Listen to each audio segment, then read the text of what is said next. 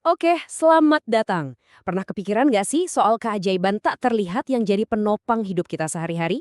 Mulai dari kirim pesan singkat sampai nonton film, semuanya itu bisa terjadi karena ada satu arsitektur digital yang luar biasa, yaitu jaringan komputer. Yuk kita bongkar bareng-bareng gimana semua ini bekerja. Nah, ini dia pertanyaan intinya. Gimana caranya handphone, laptop, bahkan jam tangan pintar kamu bisa ngobrol satu sama lain? Seakan-akan mereka punya bahasa rahasia gitu. Jawabannya cuma satu kata, jaringan. Tanpa sadar, kemungkinan besar kamu lagi menjalankan jaringan pribadimu sendiri sekarang ini. Waktu kamu pakai headphone Bluetooth atau nyambungin ponsel ke speaker, kamu itu sebenarnya lagi menciptakan sebuah Personal Area Network atau PAN. Inilah gelembung konektivitas pribadimu, langkah pertama kita buat masuk ke dunia jaringan yang jauh lebih luas. Sekarang, ayo kita coba zoom out.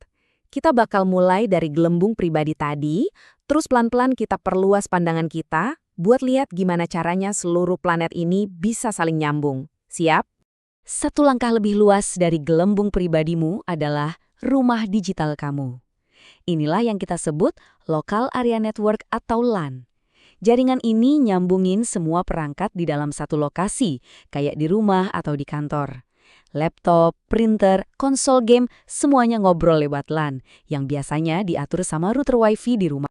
Kalau kita zoom out lagi, kita sampai di lingkungan digital kita, yaitu Metropolitan Area Network atau MAN. Anggap aja ini jaringan yang menghubungkan beberapa rumah digital atau gedung-gedung perkantoran di satu kota. Lewat sinilah para penyedia layanan internet memastikan seluruh area kota tetap terhubung. Dan sekarang, lompatan terbesarnya, Wide Area Network atau WAN. Inilah jaringan yang melintasi batas geografis yang luas banget. Bisa menghubungkan antar kota, provinsi, bahkan antar negara. Berkat WAN inilah, tim di Jakarta bisa kerja bareng secara real-time dengan tim di New York, seolah-olah mereka ada di ruangan yang sama. Jadi, apa dong internet yang sering kita omongin itu?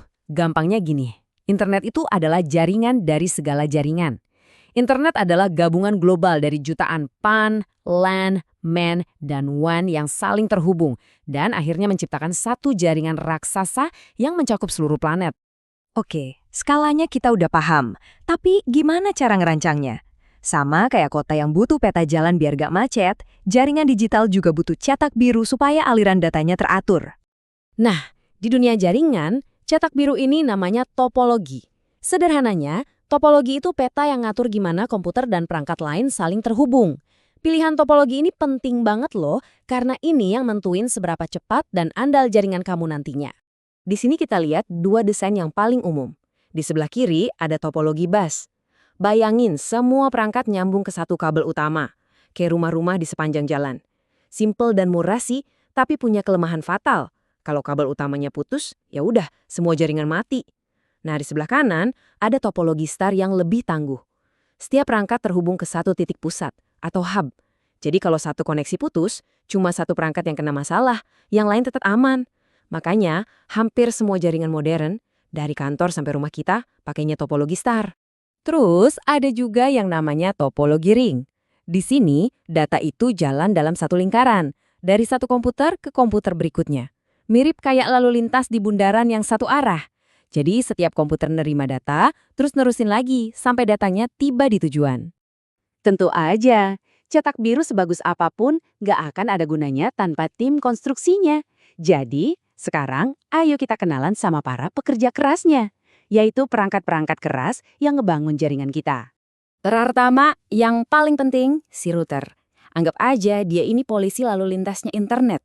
Tugasnya adalah mengarahkan paket-paket data di antara jaringan yang berbeda, dan dia selalu nyari rute tercepat dan paling efisien biar informasimu sampai ke tujuan. Selanjutnya ada switch.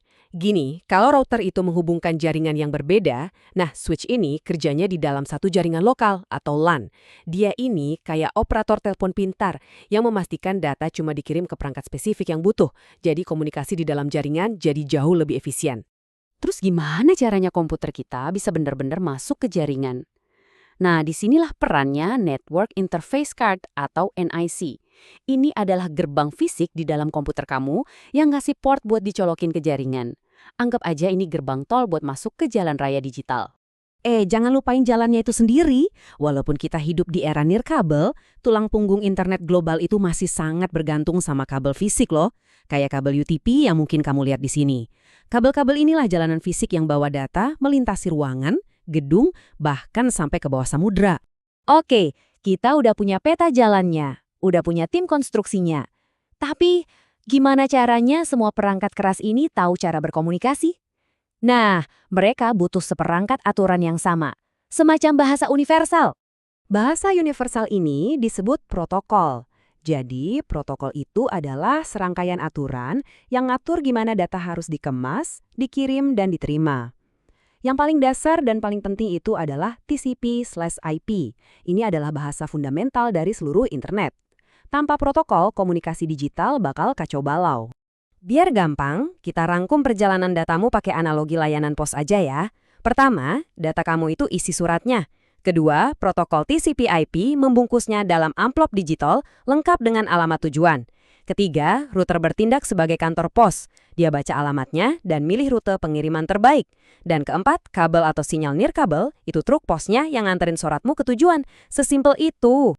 Jadi, gitu ceritanya. Mulai dari koneksi simpel antara ponsel dan handphonemu, meluas ke jaringan di rumah, sampai akhirnya mencakup seluruh dunia. Semuanya dibangun di atas pilar-pilar yang sama, skala, desain topologi, perangkat keras, dan aturan protokol. Pada akhirnya, semua ini kembali ke ide intinya. Jaringan komputer adalah sekumpulan komputer independen yang saling terhubung.